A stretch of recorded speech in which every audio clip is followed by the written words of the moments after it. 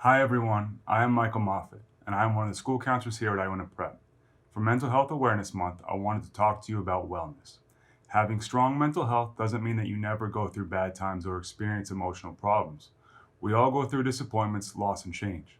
There's a great equation to use in those times of need, and that is E plus R equals O. The E stands for events, and events are things that happen in our life that we can't control, but the R stands for our response, and our response to those events are what will determine the O, which is the outcome. This ability is called resilience. Let's be sure to fill our time with things that bring us joy and to always respond positively to the things that don't. Hopefully, you were able to enjoy this message, and I welcome you to get outside and enjoy some nice weather and be safe and healthy. Hey, Iona Prep, it's Chris White, and I'm here to talk to you about wellness and mental health, specifically exercising and keeping a healthy diet. When sports opened back up after being canceled for the winter, it was like a weight being lifted off my shoulders. We know that physical activity and a diet with low sugar can make you feel really good. And it's also recommended for people who struggle with anxiety and depression. So exercise and eat right. If you ever need help, just speak to your guidance counselor. Hey gals, during Mental Health Awareness Month, I want to share with you that it's very important to focus on your friends and on your support network. Sharing your concerns, worries, and frustrations with a close friend is always very, very important. I heard a while back that a problem shared is a problem halved. So talk to someone, especially someone you trust. It makes things a lot easier, I promise you. There's this idea out there that men shouldn't talk about their feelings, and that is not true. And especially this past year, we've all dealt with stuff we've never had to deal with before. Being an Iona man following Estode Ferme means to be strong, and there is strength in opening up about our frustrations, concerns, and worries. My cousin, Chris Martin, died by suicide in October 2017. Chris lived with mental health difficulties since his teenage years, but in college, his emotional life became overwhelming and found himself isolated and unable to share his struggles with anyone.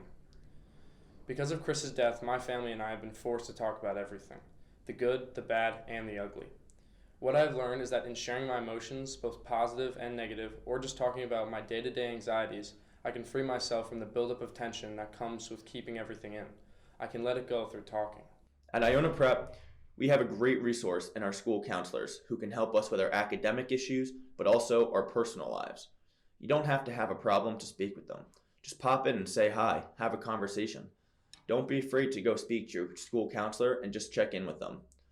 My family has a long way to go, but I know that I am loved and supported. I'm not alone, and neither are any of you. There's always someone you can talk to. Chris's parents and my grandfather started a foundation called Radical Hope after Chris died. Radical Hope's mission is to help break the grip on emotional isolation and assist students and young adults by strengthening connections and building resilience. This week, we started our message on wellness with Mr. Moffat's equation on resiliency and outcomes. While we don't have the ability to control what's going on around us, we do have the capacity to influence how things affect us. Christopher, Diego, Scott, and Andrew shared with us different components of wellness, whether it's eliminating sugar, exercising, talking with a friend, or connecting with family. All of these can increase our resilience to stressors. During Mental Health Awareness Month, perhaps we can think of wellness as more than just not feeling bad. Because wellness is about doing things to help us feel our best. And one more way we can feel our best is through adequate sleep. Many of you have heard me over the years talk about the 9-hour and 15-minute rule. Research shows that the optimal time for sleep for teens is 9 hours and 15 minutes per night. However, most teens in the United States report 6 to 7 hours on a school night. Most teens nap for longer than the prescribed 30 minutes. We've seen studies that prove how better sleep leads to higher grades, less absences, better moods, stronger relationships, and even a longer life. So, Iona Prep.